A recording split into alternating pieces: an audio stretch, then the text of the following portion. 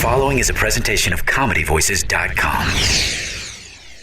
We've got Dante Nero back again on Crass to Mouth. This is his second time here because ever since the last time, all I've been thinking about is how to be more benevolent and more king. So we brought back the Benevolent King to tell us more about his philosophy of life and tell me how to work people without working people.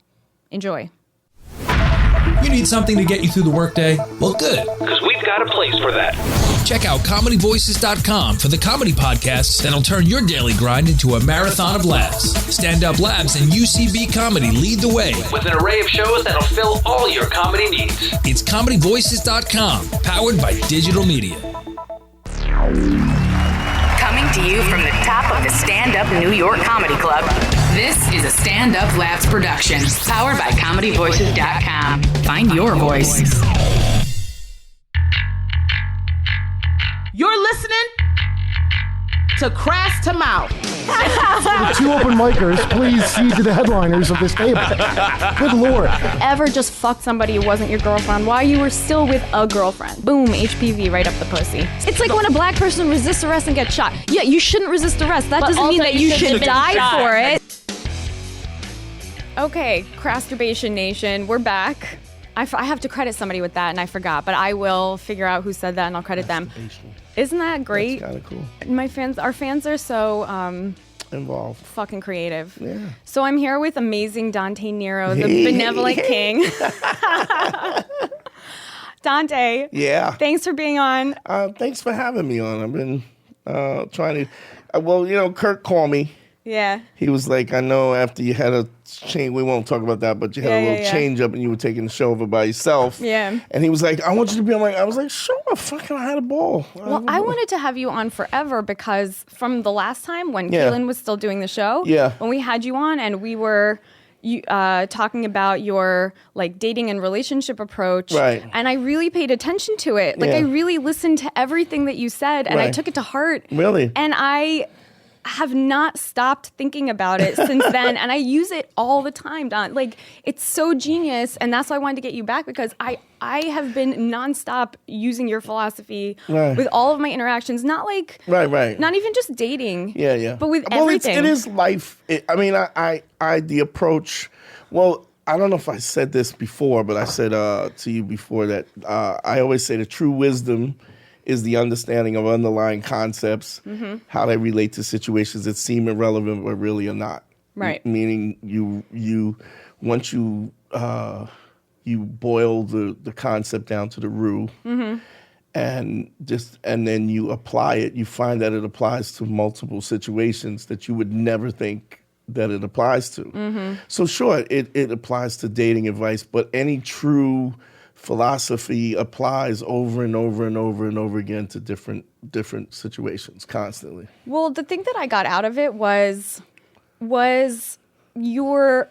So what I understood from it was that it's your job and not anybody else's job to establish boundaries for yourself. Absolutely. And then by doing that, you establish boundaries for the way other people treat you. Sure. And it's the only way, because you can't control what people do. Right. Only your own reaction. Right.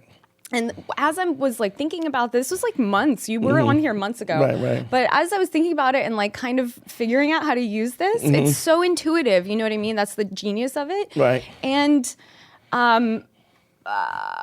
what I realized is that people like that. Like people like being treated that way with firmness, like from you coming from an understanding of what you want. Do you know what I mean? Yeah. And I think, and I also like that. I like when people do that with me. And I realize this because people want boundaries. Like people want that. Sure. People don't want to have to decide for themselves what's okay and what's not okay, because that's confusing. You know, that's even if someone's shitty and wants to take advantage, there's still a human need.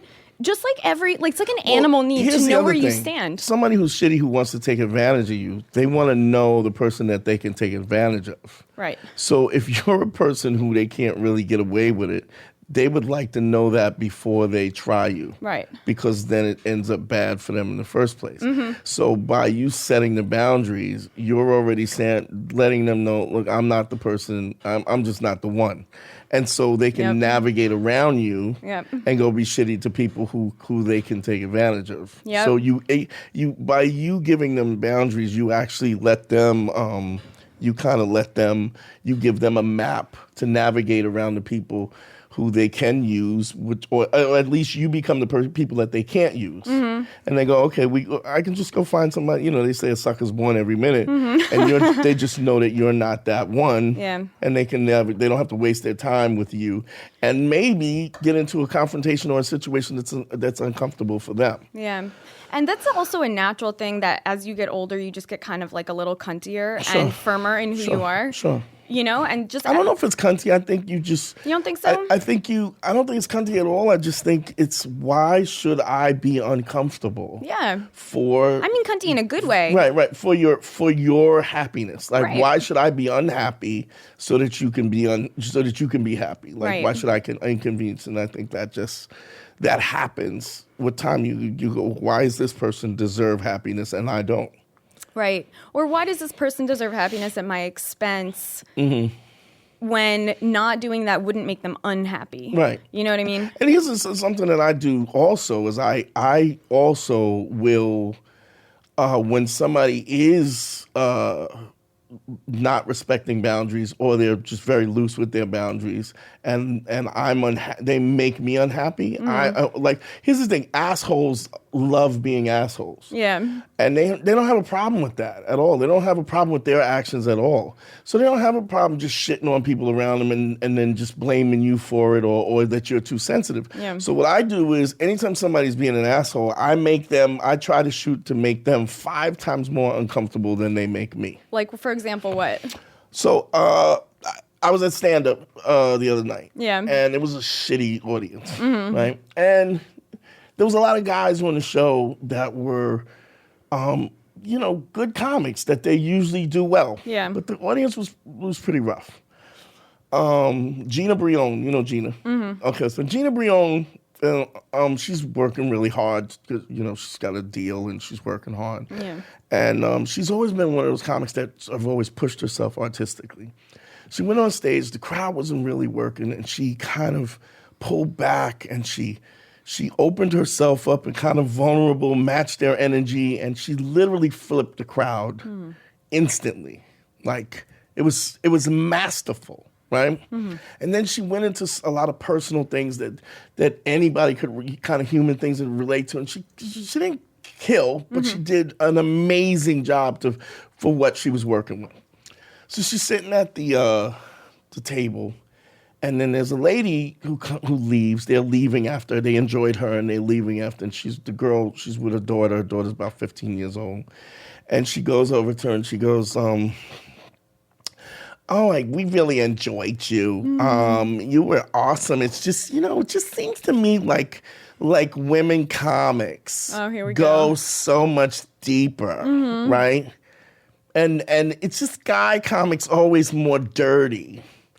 So I'm hearing this, and this is offensive in so many ways, and I don't think people even understand why it's offensive. I mean, there's so many dirty women comics also. Exactly. So I was like, and don't get me wrong, I love Amy. Yeah. I love Sarah Silverman. Both of them are amazing comics. But so I go, you mean like Amy and Sarah Silverman? Really? And she goes, oh, well, and I go, what's interesting is that you're just yapping your mouth randomly, talking about shit that you don't know what the fuck you're talking about. That might be the dumbest thing I've ever heard in my life. And so Gina's kind of non-confrontational, and she goes, she's like, Don, it's fine. And so, she's with her daughter. And I go, I don't give a fuck I go, why is it okay that she's offensive? Yeah.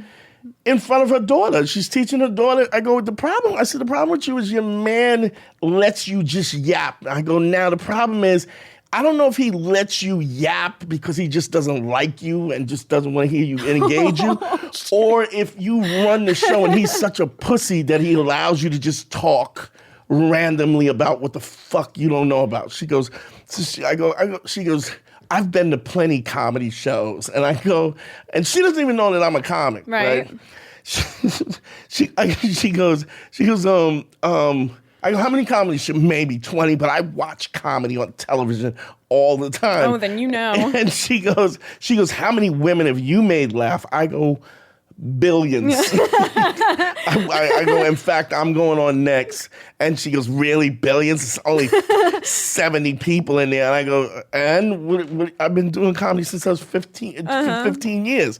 She's like, I go, what do you think about plumbing? Oh, dirty pipes and dirt. I go, exactly. And your opinion about plumbing, it means the same, it has the same value as your opinion about comedy. You don't know what the fuck you're talking about. Right. You should shut up. And then Gina goes, Dante, please. And I go, no, here's the thing. Yeah.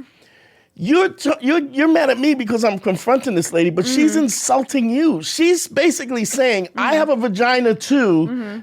This is why you did what you did.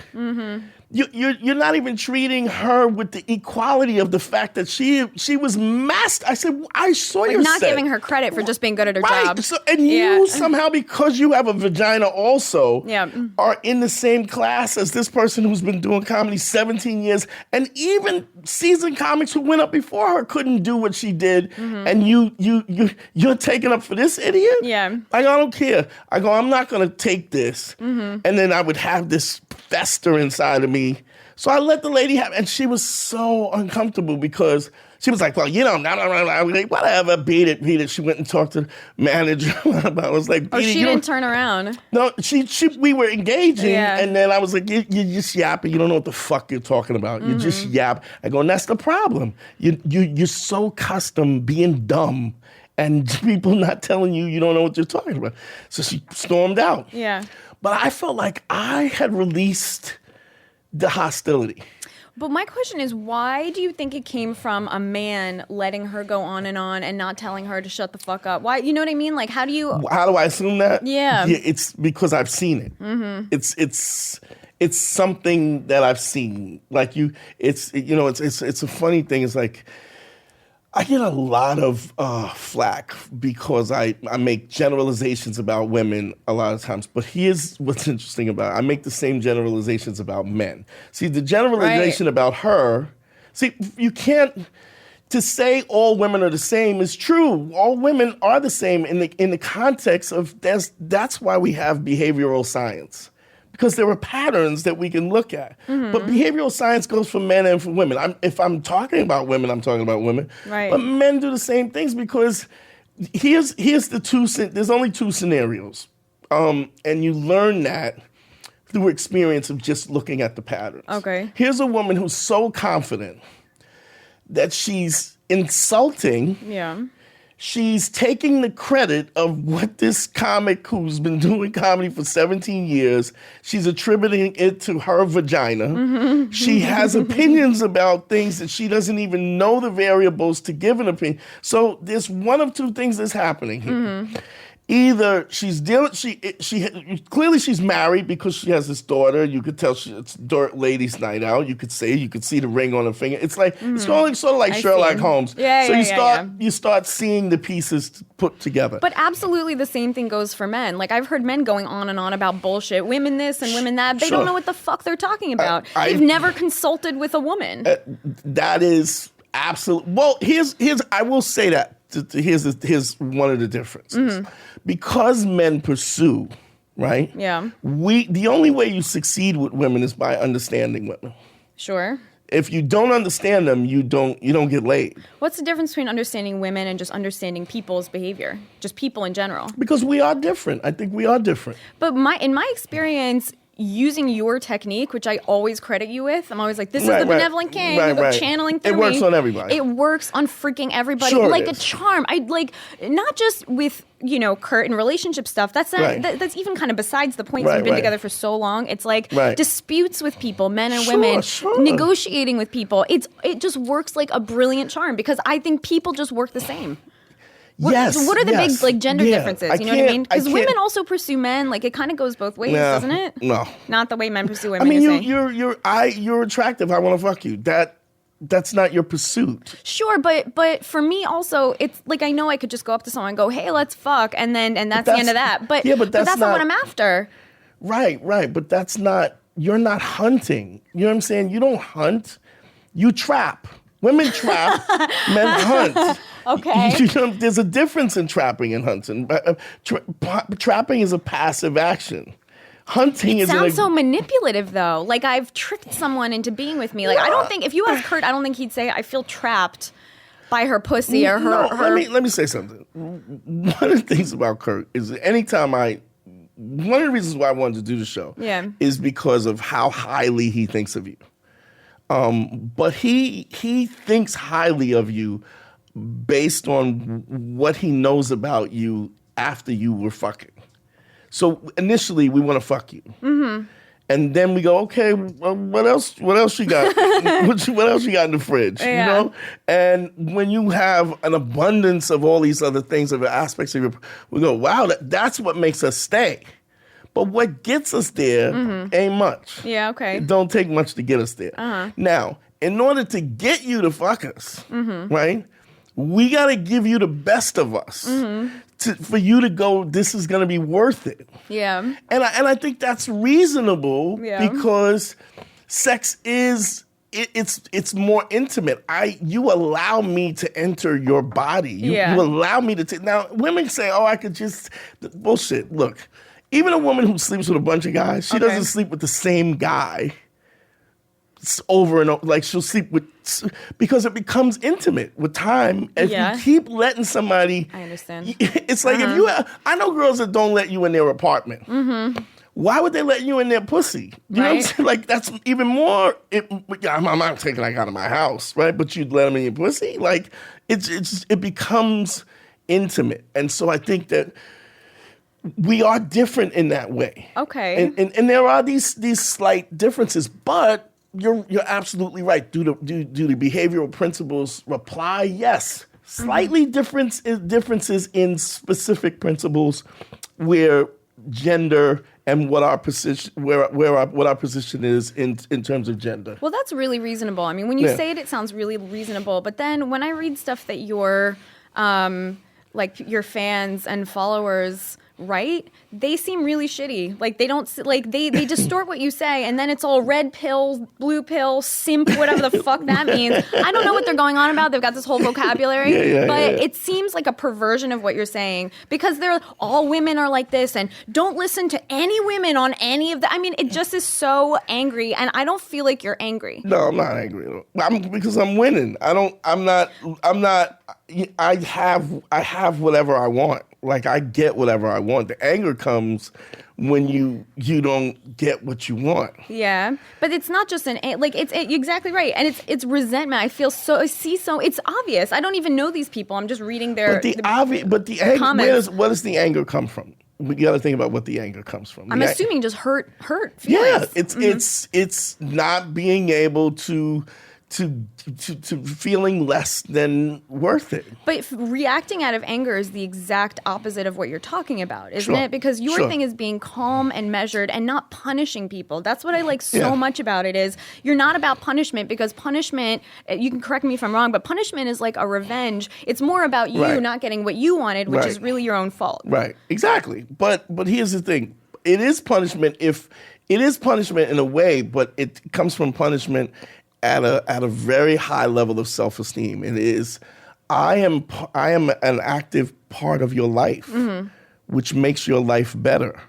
And if you don't treat me according to the way I need to be treated, then I will remove myself from your life, which is a loss to you. Right. But you have to believe that you are really enhancing somebody's life in the first. You got to believe that in a real way to be able to do the takeaway, which is the punishment in a sense. Right. So I'm like, you like, if I'm talking to a girl and I know what and who I am as a person, I know that I have enhanced every woman that I've ever dated, enhanced her life in some shape or form. And that is what my intention is. Not just men, not just women, but men as well. Friends of mine, I try to enhance people, i.e. the Benevolent King. It's teaching these things to make people's lives better. So now if I really am the best version of myself, the punishment is my removal from your life. But you have the right to do that. I mean, Sure. you've earned that. If you're Sure. your best self and you know that you are bringing something to the table, you're 100% within your rights to. Right. It's not like punishment sounds like even harsher than what it is. It's like a natural consequence. Sure, absolutely. Because the consequence can go both ways. If you treat me good, I'll stay, and if not, I'll bounce. And the follow through, I feel, is the trick to that. Sure. That if you don't, and people, men and women, everybody can smell it on you, insincerity. Sure. You're like, I'll leave, and they know you don't mean it. People know. Women are very intuitive. Sure. Like, we really know. Well, women are more intuitive. And now here's the flip side of that. Women are way more intuitive than men. They pick up on these subtle energy differences. Whereas if you are inauthentic, they know it way before you. Women can sniff out a half truth from a mile away. Not only that, but like if and you've probably seen the situation where Kurt maybe was friends with somebody, you met somebody, and you're like, I don't. Well, what's funny is because me and Kurt do kind of an open relationship thing, and I get a lot of shit for it, but we, it's not constantly fucking everybody, but we give each other leeway. But what's funny is he'll be like, there was this girl at my show, and I think she wanted to fuck me, but I wasn't sure. And I'm always, if I saw you guys talking for 2 seconds, I would know within a fraction of a second what she wanted. Exactly. You could tell. I can tell. Right. But it's. But that's, the thing is that the differences in men and women are, it's our asset to each other. Do you understand what I'm saying? What do you mean? Like, us together is what makes us extraordinary. Yeah. Like, men should not be without women, and women should not be when we're together. That's when you're the best. But you have to set those boundaries so the boundaries of that are managed so that you can be the best. If she's got to be trying to be the best version of herself, and you got to be the best version of yourself. And then I don't hate women in any sense of the word. The problem also, too, a lot of the red pill thinking. What is that? What's red pill? Okay, red pill was, I initially did the show Black Phillip with Patrice. Right. Now, I have to be real careful about this because Patrice is, I love him to death, but Patrice was really like my little brother, which is interesting because people don't really see it that way. Patrice was 3 years younger than me, 4 years younger than me. I had been married when I met him. I was older than him. I was married. I had a job for 20 years. Patrice was in the course of his relationship, had 4 girlfriends. Yeah. Right? I stopped keeping count, but when I did keep count, at 32 years old, my number was 1,400. Oh, Dante. At 32. Oh my God. Now, how old are you now? I'm 49. And what's your number? I don't know. Okay. But I stopped counting when I was 32 years old. I was like, this is ridiculous that I'm keeping a track of this, right?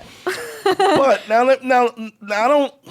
that's not a brag. I was a stripper. I was a pimp. No, it's like your resume. Well, it was in the context of the businesses that I was in. Right.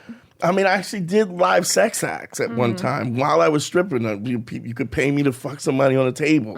So in the context of what I was doing, I mean, like if you work in the Playboy Mansion, you could pull 1,400 off. If you're a male stripper and you're running across women every weekend, you could do that. Well, it's like you're a professional, so it's the difference between a funny guy at the office and a professional comic. Or even a porn star. I mean, what is a porn star? What kind of numbers does a porn star do?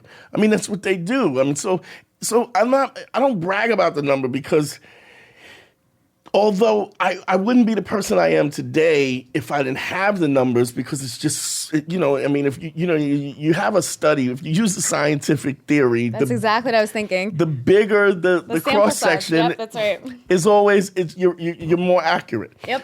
So I don't brag. It's not a brag, but it is a testimony of how many times I've seen the same things and the same patterns over and over, and I always see those patterns over and over.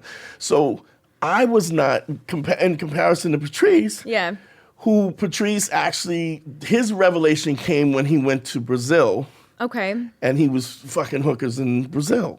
Why? And that's kind of what guys do. No. I didn't mean why fuck hookers in Brazil. I'm assuming that they're hot as shit. But how did that? What was his big eye opener? It was kind of what the eye opening was that in Brazil, sex is secondary. Sex is first to the transaction. See, So like in a more honest way, like they're not veiling it. Right. Here, maybe it's the opposite. I'll explain and you tell me what you think. Okay, sure. Here, if you have sex with a prostitute, what do you want? Give me the money. I'll do what you want. Okay. In Brazil, the sex trade is open. It's they're much more sexual, more open. And so it's, I like you. And I'm a sex, I want to have sex with you. You have to pay me, but I like you.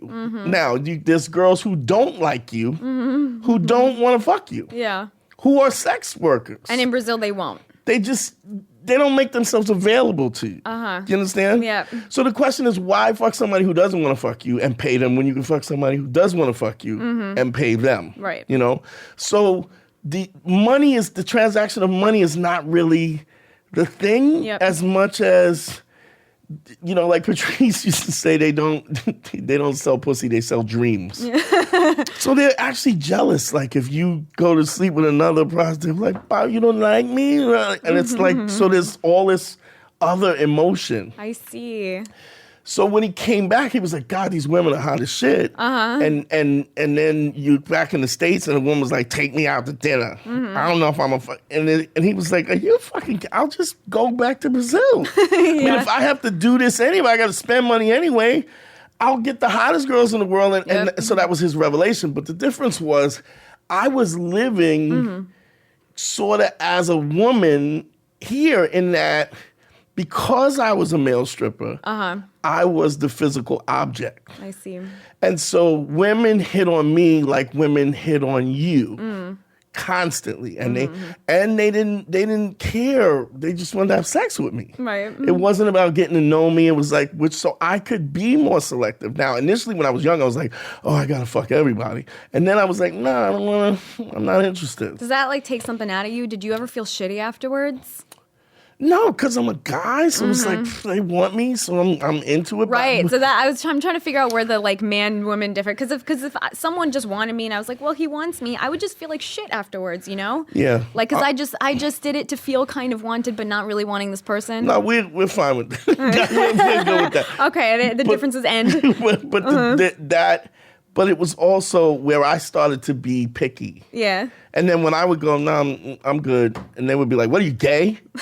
No, you don't want to fuck me, so you must be gay. I go, no, I don't want to fuck you because you're ugly. Yeah. Right? So it was, and then sexually, they would do things with me sexually that they wouldn't do with their partners because they felt as though I couldn't judge them because I was the stripper dude. And so so I started to look for intimacy more than just sex. Interesting. So it changed me in that way. Now, I know guys who danced with me who's not, I mean, one dude, I mean, when I was at 1,400, he was at 3,500 then. And he's still single and still putting up numbers, Yeah. I mean, he's a DJ now, but still, it's still in him. He's still whatever. But I'm saying, I know guys who didn't learn anything from it. So even getting into the pimping part of it was even deeper. It's like that whole, and I don't want to say that I'm proud of. It's not that I'm proud of. It's something that I kind of fell into when I was young, and this was what I just ended up doing, and I learned how to do it because of it. But pimping is just, she loves you so much that she'll do anything for you. That's basically what you are, her everything. That's so psychological. Like that must have been such a like school of benevolent kingdom for you. Oh yeah, it's just, and then you're talking about different women at different levels and different anger levels and different hurt levels and different, and you're being all of these guys to multiple women at the same time. I'm gonna show you pictures. There's an old picture I have of me back when I was. Do. And it's but learning that and then kind of absorbing all of that and kind of trying to make sense of it is really that's to even think that you could make sense of that is an interesting place to go, because you can't. You would never, You would never think that. It's so. And even if you look at the picture, I look. Look at you. How old were you here? Probably like 24. Oh my God, you're a baby. Look at all these women you got on you. And I was if you look at my face, I'm exhausted. I look fucking exhausted. Holy shit! And they're all really hot. So it's holy shit, Dante. And so it's kind of like I was funny because I just I found that picture laying around, but it's learning from these interactions is I think what's the important thing is how many people go through these different interactions and they never learn. Yeah. Even like sexually, you learn to read a woman's body. Mm-hmm. Something as simple as so. And I'd talk about this on my show a lot. Like if a girl is missionary, okay, right? If you're too deep, mm-hmm. she will press her hamstrings against your thighs, right? Because it's hurting her. So there's tension. You could see tension in her shoulders. Right. So if her arms are up, potentially you should be seeing. As guys, you should be seeing this. Yeah. To the same token, when you see her hips loosen. Mm-hmm. and her legs fall back, mm-hmm. she's opening herself so she can get deeper. Right. Or if she tilts her pelvis back mm-hmm. so that you can get all of these things, like these cues. You can watch her breathing. The depth of her breathing, the fact that she's breathing from the diaphragm means that the feel and the touch is becoming more intense to her. And so what happens is this guys are so caught up in the act that they're not even reading these cues mm-hmm. that make the sex intense and intimate in the first place. Right. If it's good for her, also, it's going to be good for you. And that's not a whim, like, make her your goddess or whatever. It's just that, like, she has to be having fun for it to be fun. And then because you're going to have fun. And then she gives back. Right.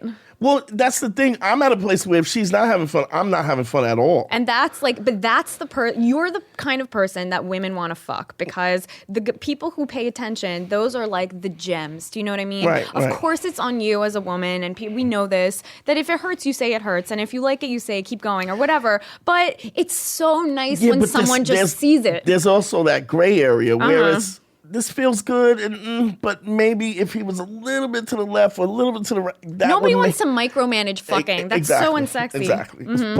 But if you got a guy and he's moving into those regions and he's reading that, and then not only that, but then he's noticing because of your actions, mm-hmm. he's moving you, pushing you beyond where you're even comfortable with, not uncomfortable, but you like, I've never been here. Mm-hmm. Wow, what the fuck was that? Mm-hmm. What was that? I mean, I've had this is a little personal, but I was with a girl and I'm on my knees and I say to her, slide down on me, feel my angle. I said to her, feel my angle. Mm-hmm.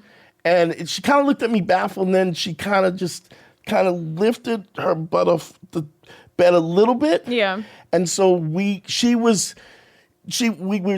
like stroking at the same angle. Mm-hmm. Like the same angle that I was, and I could feel her kind of engulf me because we were at the same angle. Yeah. And then it allowed me to get to where she wanted me, the place where she wanted, where it was most intense for her. Mm-hmm. Then I could feel where the angle of my body. Yeah. So I knew what the angle was, and then I could repeat the angle over and over again. So as she showed me, mm-hmm. I picked it up and learned it, and then I could every time now. So that I know that's her place. Right. And so I can go back there, and so it gives me the flexibility to enhance the sex every time. Right. But there's a humility to that. Like there's it's what I mean by that is to notice what somebody's liking or not liking, right. Think about what they might want that they don't know that they want, right. Push them to do that, and then notice whether it's working or not. Like there's something about that's like putting ego a little bit to the side. Do you know what I mean? Not that you're not allowed to have ego, but that's what you talk about. You keep talking about, which is part of the benevolent king. It's, what do you mean? I'm in control of this, but I am king enough to listen to what's being said to me. And that's what I love the most about that. It's the nuance of it, because it's not hit you over the head like, I am a king and you'll worship at my cock. No. It's not like that. It's that's like not what the a good king is. Part. Those kings are the ones that get their heads cut off. Yep. The kings that when you say about King Arthur and these guys are the kings that people talk about. These guys are the people who listened to, and they governed with credibility and integrity and benevolence in a sense. Well, when I'm dealing with people and it's not even just fucking, to me, the benevolent part is, so I have my boundaries, and I know myself at this point more than I did 10 years ago. And this is what I want, this is what I like. But, it's not out of fear or anger. So that means that you are well balanced enough and aware enough that when people do the right thing, the wrong thing is easy to address because you're like, this was my boundary, I'm cutting you off. But when people do the right thing and you reward that behavior, I feel like that's the trick, because that makes people have faith in you, that you know what you're talking about when you set boundaries, that you're not just reacting and you're not just scared, like that you understand the whole picture. You know what I mean? And people, you can see people's relief when you acknowledge that they did the right thing, when you give them credit where credit is due. How about you just acknowledge them? Just to look them in the eye and acknowledge their presence. That's the trick of game, I feel like. The trick of game, and this is what Kurt did, because when I met him, I was 21 and I was a virgin, and I was so scared of men. I was just terrified because I hadn't had no experiences. And the only experience I'd had is with assholes, and it wasn't their fault because it was in college. And so they were assholes. No 21, 22-year-old boy is not an asshole. It's not his fault. And it's not my fault either, but I was terrified. And Kurt just hung out with me and was really interesting. Wait, Kurt has an interesting, because his game is idiot savant. He just did my show. It's so, because he grew up in the church and because he has no game and then he has all game. But it's also ego on Kurt, because he's like, I'm not going to be a person that I'm not to get pussy. Like at this point in his life and his career, he's like, I'm not going to do it. So it's a little bit of what you do. He's like, this is who I am and what I do. And he is a really respectful person. He doesn't come at you like, this fucking bitch. But if I'm just going to talk to you as a human being and you like it, that's great. And I did like it. I was really into it, and that's what I got into. Yeah. But if I hadn't liked it and I wasn't into it, there was a point when I got a little scared, because it was kind of like I knew I really liked him, and that's scary. And I was like, we got to cool it, and it's going too fast, and I'm still a student, and I can't even deal with you. And he kind of just backed off. And he didn't pursue it, and there wasn't any kind of desperation or sad. I really respected that. Even though I knew he was a little bit miffed about it. There's something really respectable about being able to just go away. But there's also it's hard for me to I don't get why you wouldn't want to please the woman that you like. Yeah. It's just, for me, that's just a fun. If I'm with you, I want you to be happy. But your fans, the people whose comments I was reading just now, were like, why would you ever want to please a woman? That's not your job. You can allow her to participate in your life, but that's all she gets. And that's shitty. That just sounds shitty to me. Why punish women for just existing? Well, here's the problem, because these guys are pursuing women who don't really know themselves and don't know how to set these boundaries. And so when they what they're getting is this kind of shitty cunty attitude, but they're getting, and I say this all the time, look, if your girl's treating you like a bitch, it's because you're acting like a bitch. Right. If she's acting like a cunt, it's because you're acting like a bitch. Yep. So don't get it twisted. It is your fault. She is a direct reflection of who you are. Now, how crazy she is how much of a cunt she's gonna be, depending on the baggage she brings with you. Yeah. But even the craziest chick in the world, I've been with and when you set the boundaries, there's just no room for that. It's funny. Luis Gomez and and Dave Smith. Yeah. They one day we were working. This was when comedy guess it was the Comedy Store, not the Comedy Store, the Laugh Factory. Okay. We used to be on 42nd Street. And they had one of the street team guys had his son there. And his son literally was throwing cans of soda, full cans of soda at Lewis and whatnot. Okay. And so I walked in, and the kid was just nuts. Okay. And I go, hey. And he looks at me like, You're not my dad? I go, what are you doing? And he goes, kind of ignoring me. And I was like, come here, you want to, I'm playing a game, and he grabs my phone. I said, don't grab my phone. And he's like he had never even had somebody give him boundaries. Okay, he's with his father. Yeah, and his father's just letting this happen. And Lewis and them are laughing because the kid is so bad. Right. And I go, you want to play with my phone? He goes, yes. And he starts, I go, don't grab it.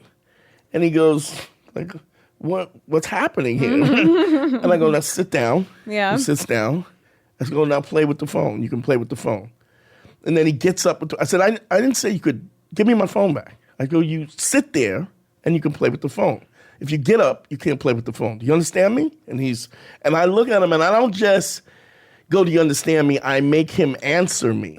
So we're clear. That kid must have wanted to fuck you so bad. He probably did. And Lewis and them go, Dante is a fucking kid whisperer. Right?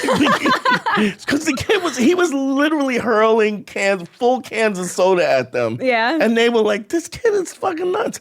So, but it's the same thing. It's setting these boundaries. And what I find is interesting, because I'm not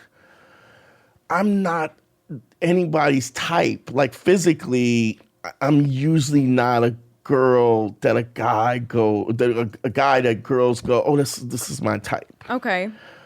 But when I'm talking to a girl, and I find this a lot of times, I'll do this, and I'll be in a situation where I was doing a podcast, and we were talking about intimacy. Yeah. And I said, what's interesting about intimacy is the fact that guys do not know how to be in the moment, right?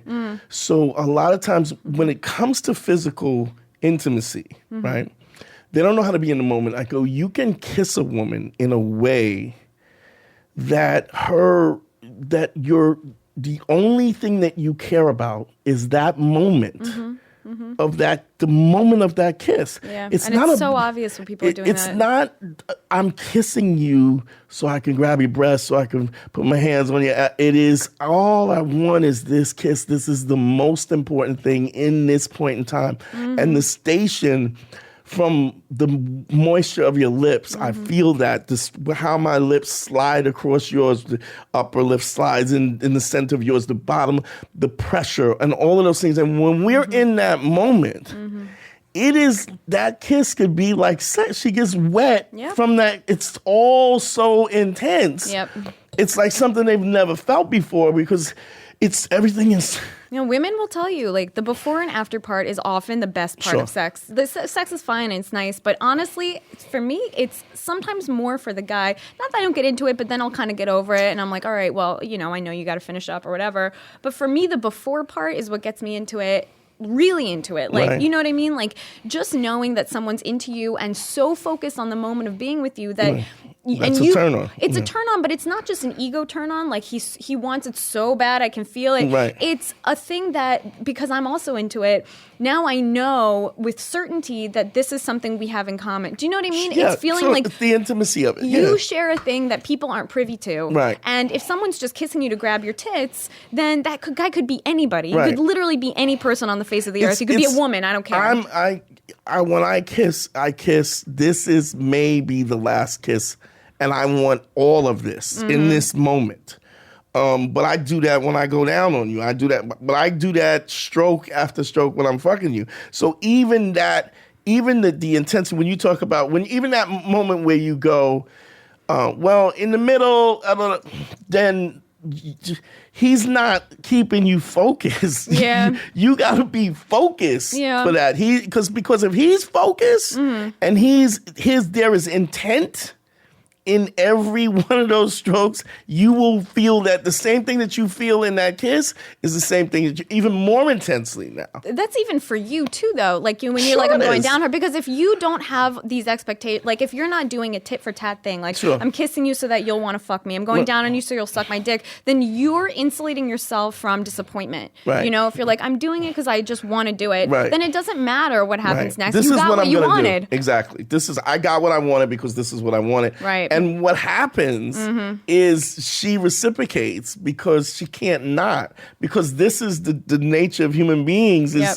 I can't tell you, and I'm not, this didn't happen, but I can't tell you about how my father raped me. And then you go, yeah, well, one time I was in the Girl Scouts. You have to try to match that pain if we're sharing things on so we match each other's energy. So especially women, because they are affected by in that way emotionally different. Here's an interesting thing. When a woman will recap a story, in order for her to recap, when she recaps a story, and this is scientifically, a woman recaps with the emotion that she felt at the time. So in order for her to recap that, she has to feel those emotions again. So she brings those emotions up so she can talk about how she felt in that moment. Right.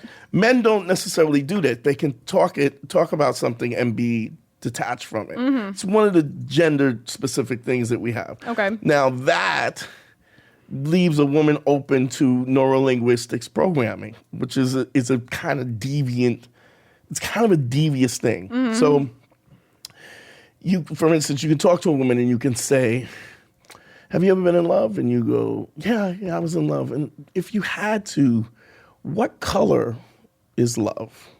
Which is, if you ask a guy, he'll go, what the fuck are you talking about? But if you ask a girl, she'll. Yeah, no, I have opinions about that. So you go, what color is love? And you go, like, you might go blue. Yeah. And you go, like a royal blue? Or now we're having this like you're laughing because it's like. Go on, ask me.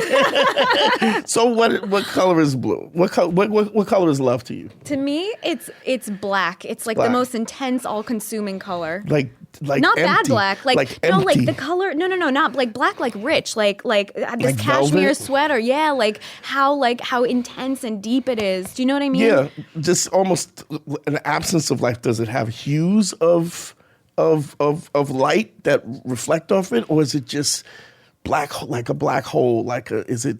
It's not. Well, it's not black negative. It's like black soft. Do you know what I mean? Black soft, like velvet or like cashmere or like your favorite T-shirt or like. Do you know what I mean? Yeah, like for me, black. I totally. Now because it blanks out other things. Now you see how you're on this whole thing. Oh, yeah. Now I'm into it. Now I'm being programmed. I take you on a date. Guess what jacket I wear? A black jacket. A black velvet jacket. And you're like, wow, you look so nice. And how does this feel? And I let you feel. And now these feelings of love are coming. You don't even know that I'm sneaky. It is. But his was. The problem is, and I'm real careful about teaching stuff like that because I don't want people to use it out of deviance. Right, but women, we're not. I mean, you do have a choice. The fact that you're wearing a black jacket doesn't take away my agency to say yes, I want to fuck you, or no, I don't. It might tip the scales. You think so? If I saw someone and I was like, I am repulsed by you, but I told you that love is black to me, and you wear a black jacket, I'd be like, well, it's a nice jacket, but we're doing it in the context of you already. I already have. You're already considering me as a mate choice. That's why you're going out with me. Well, it's not wrong for you to tip the scales in your favor, is it? Yeah, but I would hate for somebody to be deceptive, when there's no sincerity in that. Do you understand what I'm saying? Yeah. And so I have to be very careful about because I have a lot of, I can go, I could do something like I could say, I could do the same thing and say, what is have you ever been with a guy who you trust and you go, yeah, and you start to recap this. And then as you recap it, I go, tell me, and I touch your hand. Ooh, tell me you about, got me with the hand touch.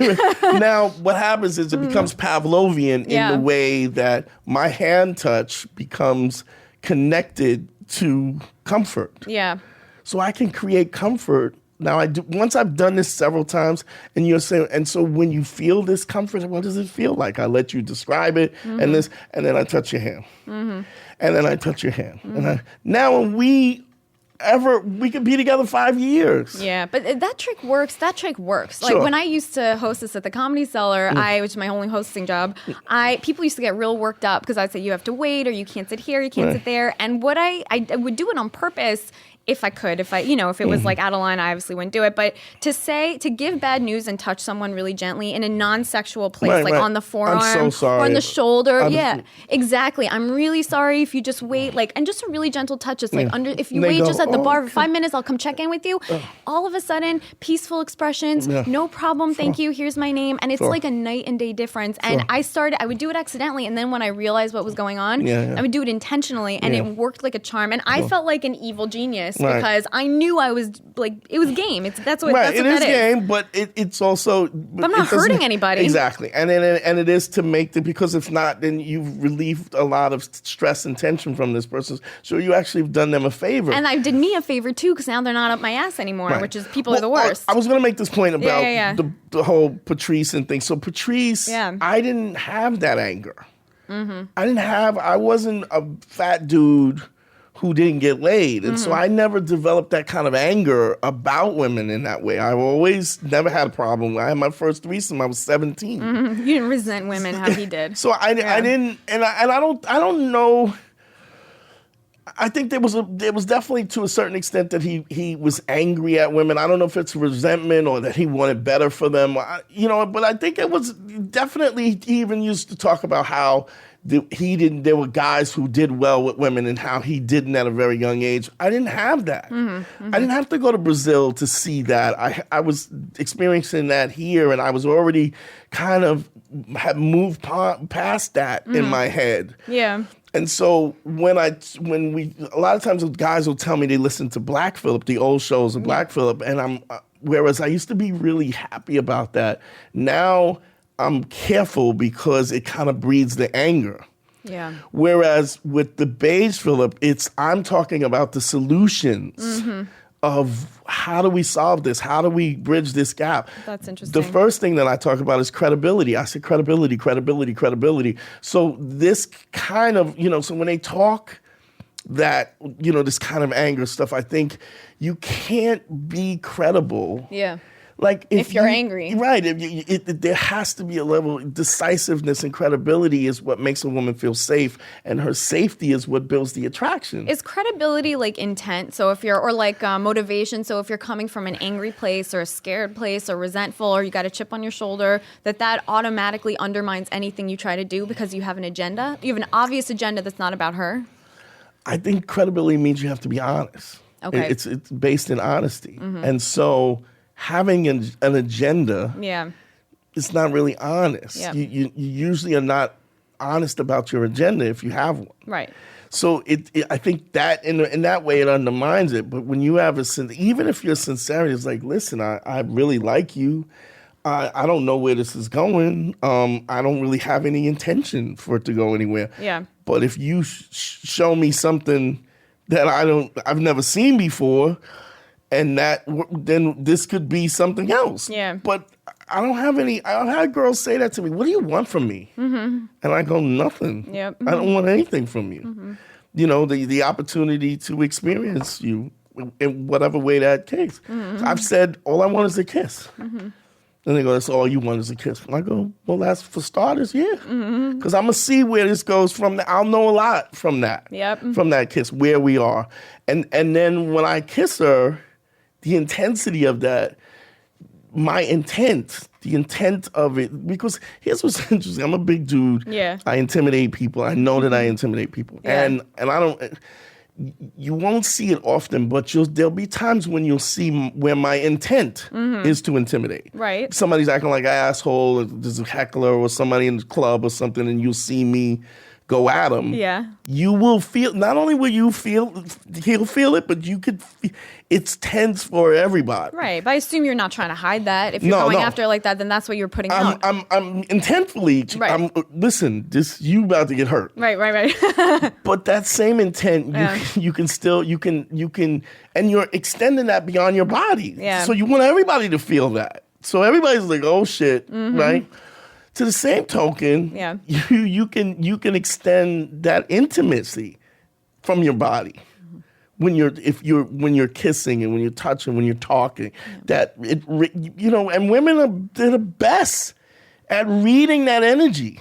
But that's your thing, right? That it comes from you. So if you're being treated like a bitch, it's because you're acting like one. Sure, she's feeding off that, right? And if she's not focused, maybe it's because you're also not focused. I mean, I know that when I snap out of it, like in the middle of sex, for example, and I'm like, I've had my fun, and I'm not going to kick him out of bed, but I'm like, all right, this is going to wrap up at some point. Then it's usually, I'm not alone in that field. Do you know what I mean? It's usually like the person I'm with is like also trying to hustle up and finish, and that's okay. That's fine. Like that does happen. That doesn't mean it's shitty.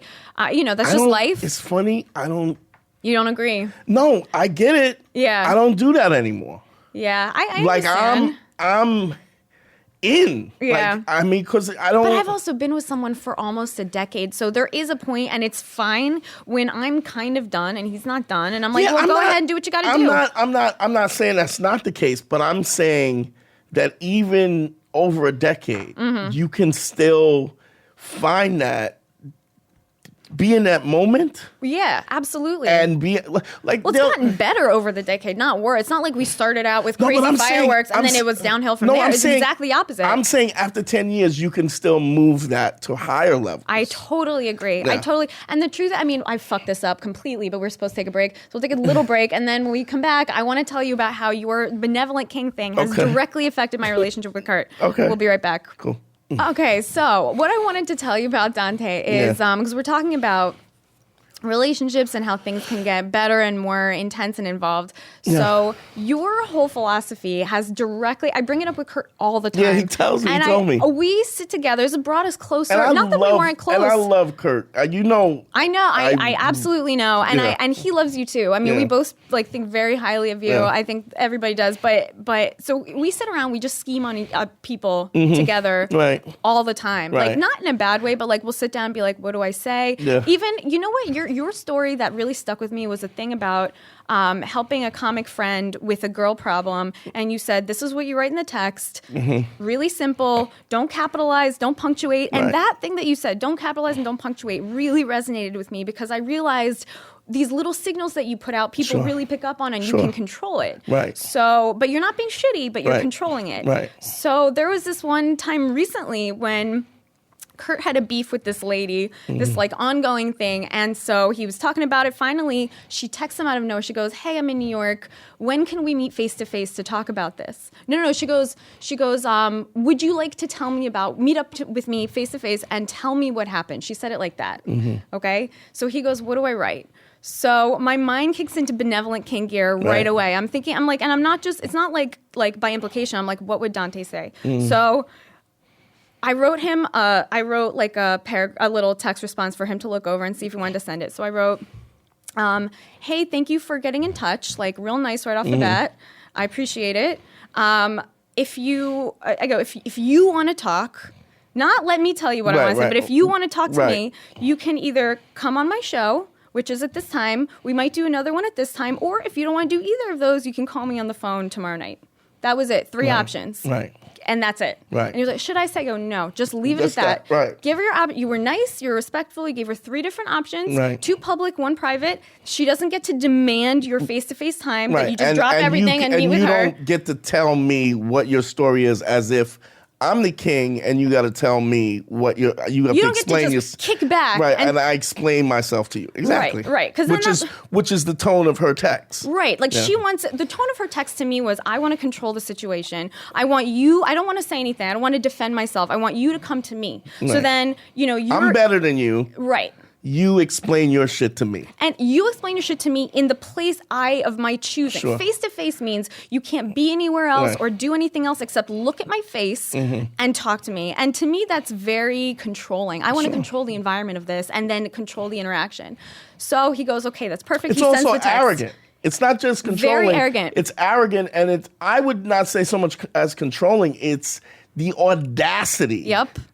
Because, it's almost like you go, fuck you. Yep. You could literally go, fuck you. Exactly. And I could see, that was kind of both of our first. As soon as we saw it, we go fuck yourself. But you can't react to people like that and get what you want. Right. So we send this text, and she comes back and she goes, I don't want to talk publicly. That's fine.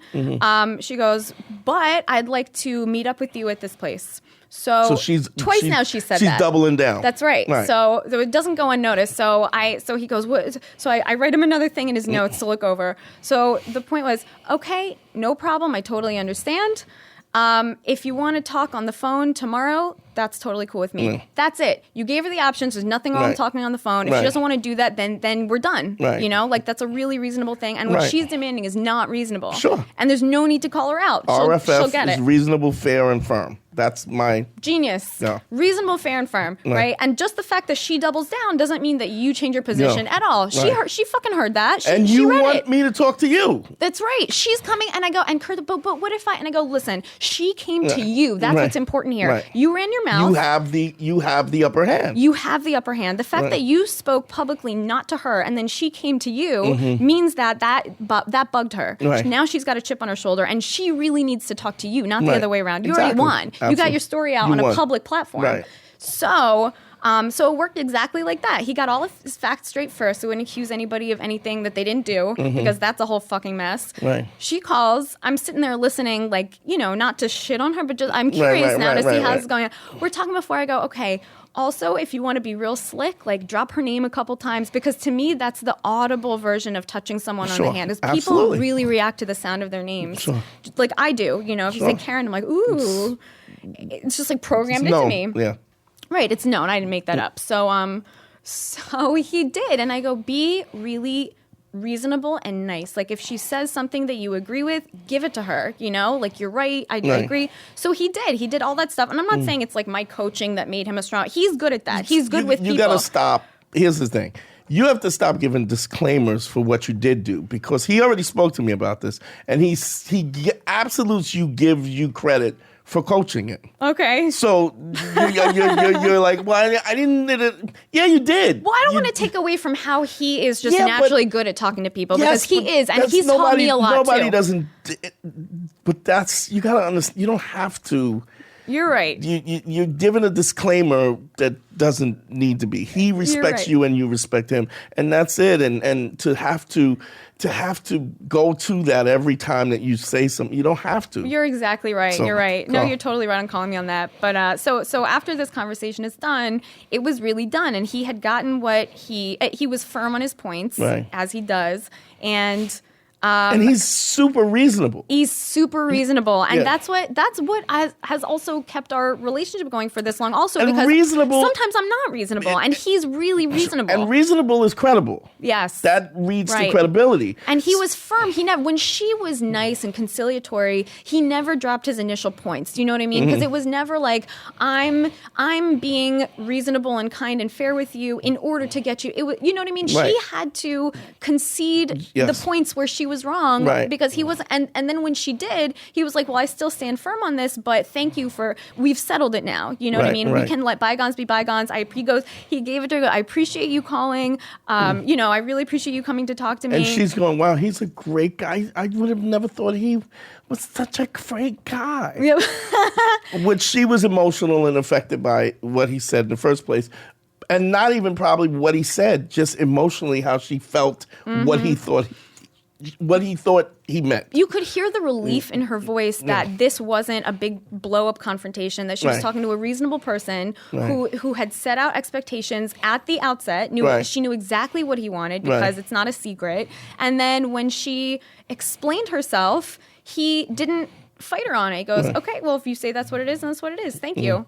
And it was like such a, it was like tying something up with a bow. It was brilliant. And I was, and even when, I can't even remember the exact thing he asked me. He goes, should I come back and argue with her on this? And I go, no, you are the benevolent king, goddammit. You are benevolent and a king, you know? Right. It's done. Be it's both fixed. of those things. Be that, right. And so like now it's just like I'll call him my handsome penis king. But it's like, I can't stop thinking about it. I can't, it works so brilliantly. Right, and it's not out of emotion at all. It's very, very. But if you think about it, that's the king that you would want, and really, a woman wants a guy who is that. And it makes me that way too, because it makes me recognize that's my own. And when I'm reacting emotionally, which is wrong, even if I have an emotion, it's wrong to react on that because it's not reasonable. Sure. And you can't get a reasonable reaction if you're not coming from a reasonable place. But now here's what I tell guys, and these are the guys that you say are angry. I say it's. You cannot be mad at a woman. You can't be mad at fish for swimming. So when a woman is in that emotional place, you don't meet that with emotion. You don't belittle her for the emotion, but you have to. She's got to get that out, and then you redirect. You let that. Receive that, and then you redirect, and you can. And if the minute you yell, now she's mad at you because you yelled. That's most of our fights that escalate and then become a thing that lasts for a couple days is because someone turned up initially, whether that be me or him, and the other one met it with something crazier, and now it's a problem. Before it was fixable. Now we got for days. Now we got to sit down and try to think about how to solve this. Right, you know? and it's just. If I'm not meeting you with that insanity, you don't have the energy. You need that energy. You need it to reflect off of something. It's funny is when he makes like I have a system in my car. Okay. And so I made the speakers so that I could play it loud with the top off the Jeep. But in order to do that, you have to have the speakers have to point down into the box because it has to reflect off the box. If it doesn't reflect off, it just shoots in all directions, and then you don't get the bass out of it. Right. So it's kind of the same thing. It's you have to reflect that energy, and when you don't reflect that energy, you change it. Right. You change. So he as the benevolent king, as the benevolent king, you have to be aware of the energy and be willing to change the energy. If you don't think this is productive, then you have to change that energy. It has to happen. But here's something, because I don't get a lot of times I get the guys always want to know how to manage their situation, but I counsel women as well. And so I have this thing. I don't know if I ever told you the jelly bean theory. Did I ever tell you the jelly bean theory? I'm not sure. I don't think so. Okay, so the jelly bean theory is for women, right? So because a guy is he has to play the numbers, right? So when you meet a guy, he's never single. Even if he is single, he ain't single. Okay. Right? What do you mean, though? Means he's probably got somebody that he's fucking and somebody else who he's fucking. Okay, so I always say each woman is represented by a jelly bean jar. Okay. Right? So say you have these jelly beans. You have a jelly bean jar. In one jelly bean jar is 17 jelly beans. In another jelly bean jar, there's 200 jelly beans. And another one is yours, which is new. You like her. Maybe there's 3 jelly beans in it, right? Now, one jelly bean jar, the first one might be 3 years old. Maybe been dealing with this girl for 3 years and she's got 17 jelly beans. Okay. The other one's maybe 2 years old or a year and a half and it's got 200 jelly beans and you have 3 jelly beans, right? But your jelly bean jar has hope because it's new. Now here's the thing. Anything you do good, you put jelly beans in. Anything that you do bad, guys, take the jelly beans out. Okay. Here's the problem women don't understand. Suck my dick, 3 jelly beans. Fuck me, 3 jelly beans. Give me anal, 10 jelly beans. There we go. Right? Whatever. Now. This jelly bean economy is fascinating. Right. Now, nag me about where I am. Yeah. 50 jelly beans out. Okay. 50. I lost you. Oh, yeah. 50 and it's just the wire. Yeah, 50 jelly beans out. Yeah. Right? Yeah. I tell you something, you nag me, you give me an emotion, whatever, 150 jelly beans. So you can lose jelly There's beans. a deficit of jelly beans. Yes, there's always a deficit. Now, your job is to fill the jelly bean jar, right, all the way to the top. So my job as the woman. Yes, as a woman. Okay. You fill the jelly bean jar because you are in competition, whether you realize you're in competition or not. Yeah, but so is a man. The man I'm dating is competition with other men that I know. Sure, if he's but better or shittier. I give guys advice all the time how to get the girl. This is my advice to women to get the guy that they want. So now you're filling the jelly bean jars. You're always doing the things that you know, even when you want to do the thing that feels natural, you don't. Right.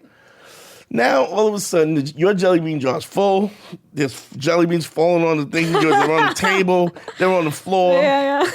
Now you go to him and you go, now this is the guy you want. You go, listen, I really love you. Mm-hmm. I understand that you're not monogamous. Now, this is not your situation because it's open. Yeah. I understand that you're monogamous, and I wish I was a stronger woman. Mm-hmm.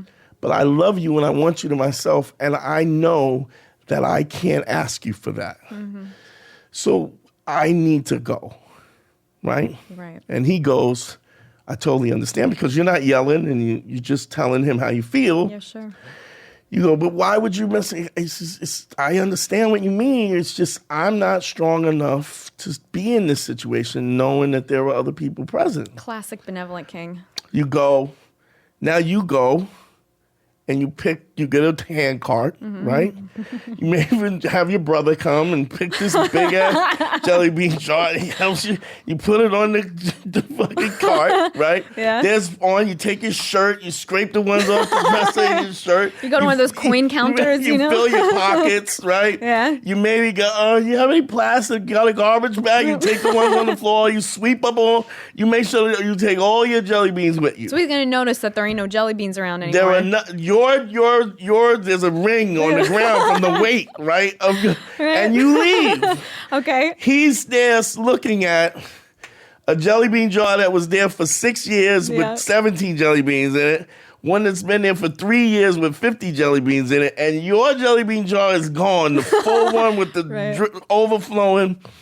What he will do is this. He will call you up and go, hey, Karen, how you doing? I just was checking up on you. And you go, wow. You go, wow. I really appreciate you calling me to check on me, but I really need you to not call me because I care about you. And in order for me to move on with my life and find my own happiness, I need you to not be present. Which is the truth. Which is really the truth, because you're in that place where you've given him all the time that you can. Yep, and you're not angry. No, that's the best part. You don't resent him. You take the responsibility for having been there. Right, and you were there and you gave it, and it just you didn't get what you wanted. Yep. And he goes, well, I just want to know if there's anything you need. I could always, I'd be it. And he goes, thank you so much, and that's what I love about you. Mm-hmm. But please don't call me again. Yep. Now, as he's sitting home, what I call with the ceiling fan shadow going across his face, I always have this picture of laying on the bed and it's you're by yourself and the ceiling fan is going and the shadow is woof, and you're by yourself, right? And you're looking at this 2 other jelly bean jars with 50 jelly beans and 17 jelly. They've been there for 7 years. They've never accumulated. How can he not? Because he's going to eventually call you and he's going to go, Karen, I can't do this without you. Mm-hmm. I can't do this without you. What do you mean? And you go, listen, and you have to go, listen, I know you're not monogamous and it's okay. Mm-hmm.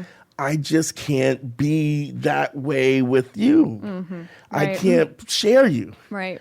He goes, no, you don't understand. I could be. And you go, no, you don't give in. Mm-hmm. You go, no, you can't. And he goes, no, and he'll start to tell you, like, he's recapping your earning these jelly beans. He goes, no, it's something about you that's different. You're different, but you actually have to be that chick to earn the jelly bean. You still have to have the same credibility. I love that. Now, eventually he will force you into a relationship. He'll be like, listen, I can't not be with you. Mm-hmm. I just can't not. We have to. What do you want to do? And he goes, listen, I don't think. I know that you're not. You keep. I know you're not monogamous. I know this is not what you want. Yeah. And he goes, no, it is what I wanted. He'll start telling you, this is what I want. I want a relationship with. I want to. And you go, listen, well, look, I just need you to be honest. If it's any time that you can't do this, I just need you to tell me that you can't do this. You already Which puts got the him. responsibility on him to tell you when shit's going wrong so that you can then adjust. Exactly. And then but see, that I love the concept. Not the concept. It's like a thing. Making people's problems their problems, like handing it to them and going, I don't hate you for this, but this is your thing, not my thing. So if you get your shit together, then now we can like have an interaction or negotiation. This is my boundary. This is where you need to live. Right. You need to live in order to be with me. This is where you need to live. But people get off on making their issues other people's issues because they don't want to take responsibility, and that lacks credibility. Right. See, if you take responsibility for any of your problems, Yeah. that's what credibility is. And so being credible moves all of that shit out the way. Well, I've been working for a friend of mine, like a really good friend of mine who I love of many years. And but it's weird to work for your friend. Mm-hmm. So because whenever there's an issue, it's like, but we're friends, so it makes it uncomfortable. So but I love him and he's really fair. He is a lot like you, how you say to and I really respect that about him. But I remember at the beginning when I was just kind of starting to work for him and everything's going fine. But then occasionally, one time I felt like I did more work than I'd gotten paid for. And I went home and I'm thinking about it and I'm like seething a little bit. And I'm like, what do I do?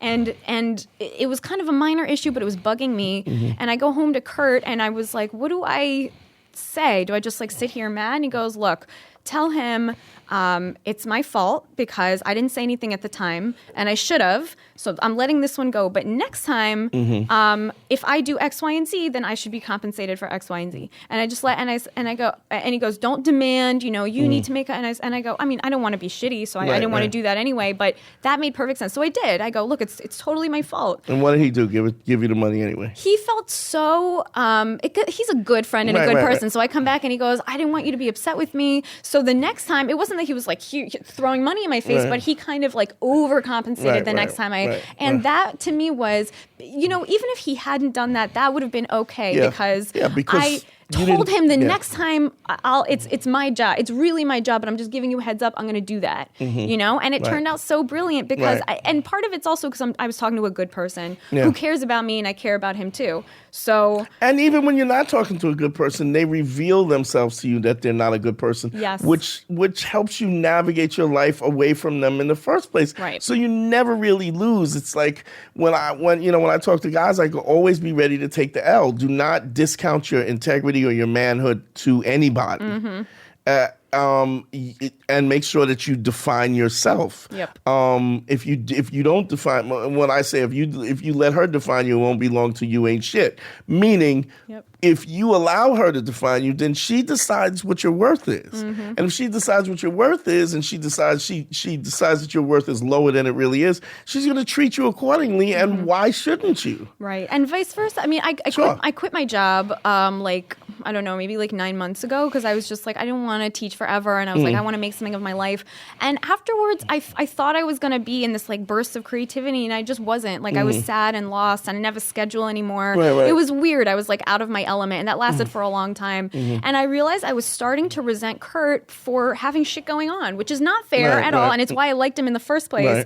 But then, and it wasn't jealousy exactly. It was that I needed him for validation now because I wasn't and I was trying to get my shit together way more than he needed me for validation. Do you know what I mean? Not companionship, that kind of thing, and sex. We got that. But I realized that I was the reason that we were kind of arguing and things were unpleasant was, I was like, he's doing this, this, and this. And it wasn't. It was the same shit he's always done that has not been a problem. It was me. I was sad and directionless, and I was putting it all on him. Like, I need your attention. And he's like, but I got to work. Here's something that you may not have thought about in terms of that situation.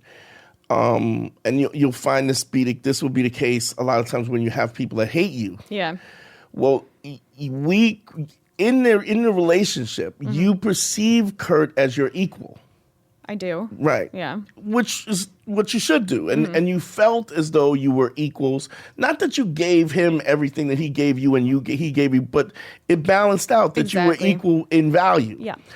When you start to, when the person who starts to achieve more or just seems to be validated through life more by what they're getting, whatever that is, prestige, money, promotions, whatever, then you have, as a human being, you have to explain, why am I this person equal, but I have less? Right. Now, there's 3 different reasons why somebody couldn't have more than you. Number 1, 4 reasons. 1, you're not really equals. Right. He's better than you. Yeah, which might be the case. Which nobody subscribes to that. He's not better than me, right? Second of all, that you are equals, but you're not working as hard.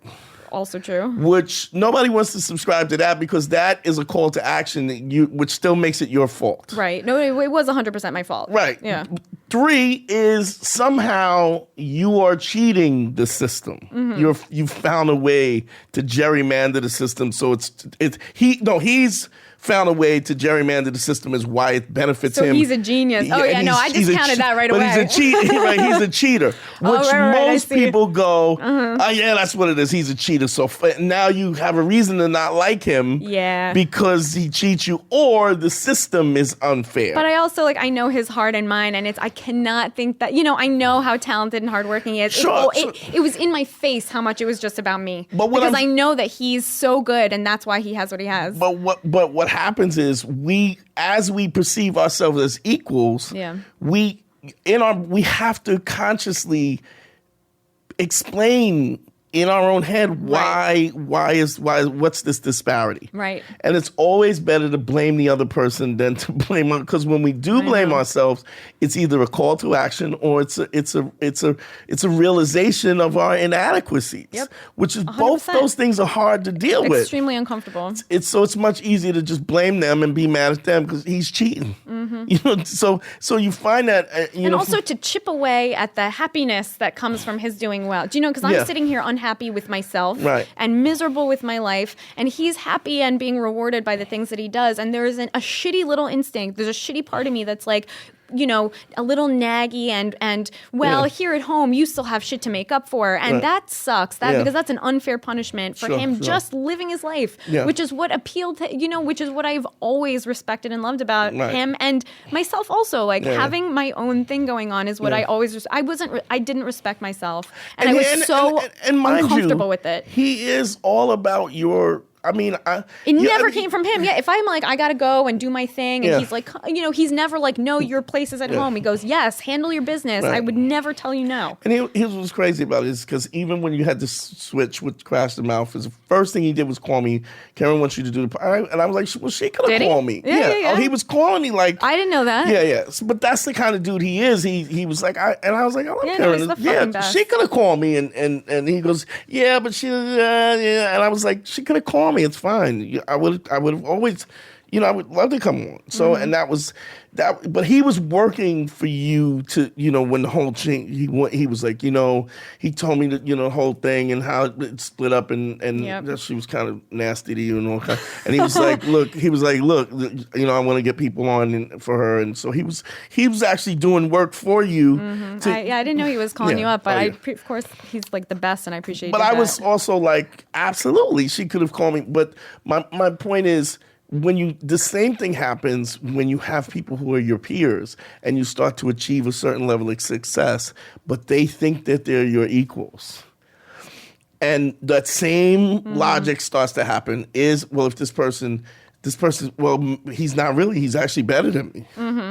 Or he works hard and I'm not working hard enough. Right. But people will always put it off on you cheating. Somehow you diabolically fix the system so that he can get more, which makes you feel better about yourself. There's no call to action for you to fix you, and there's no recognition of your inadequacies that you might have to do to do something else to fix that. But okay, so we got to jump off. We went long, but this was such a great, fun conversation to have. Thank you so much, Dante. You're always so fun and entertaining to have on. You, baby. This could have gone on for another hour and a half, but the producers are getting mad. So do you have anything you want to promote? Yeah, you can check me out on the Beige Phillip podcast. Definitely. That's pretty much what I'm doing. I'm also doing. I'm actually doing one-on-one consultations now. Nice. How can people get at you? Hit me at savemedante@gmail.com. Nice. Get some of this wisdom. You fix your life in a weekend.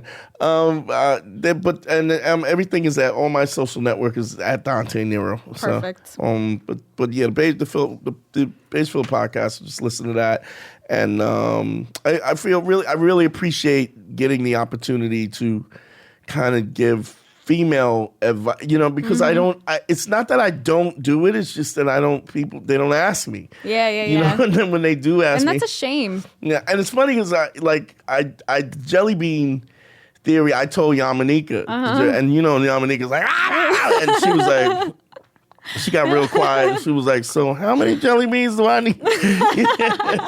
so it kind of hits them and it hits you in a kind of like, holy shit. I think women might be scared that it might be like biased towards men, but it's really not. It is what it is. Yeah. Because we are playing the numbers, and if we're playing the numbers, then what are you gonna? I mean, look, it's all banter and game. You can either learn to play it or lose. Well, it's the same as like if you study political theory, game theory, and go, if you do this, they're going to do this. If you do this, they're going to. You can plan like 20 moves ahead because people are predictable, and you're working with a certain set of figures. Sure. Yeah. I mean, why not? But I mean, yes, you can follow all my stuff on Dante Nero, the Beige Phillip podcast. Absolutely. And savemedante@gmail.com is just send me an email and I'll send you the prices and we'll kick it, fix some shit. Yes, call Dante. And don't forget to get at us on @CrassToMouth on Twitter, crasstoMouth@gmail.com. Tell us what you think and what you would like to see, any questions and whatever. I'm always really happy to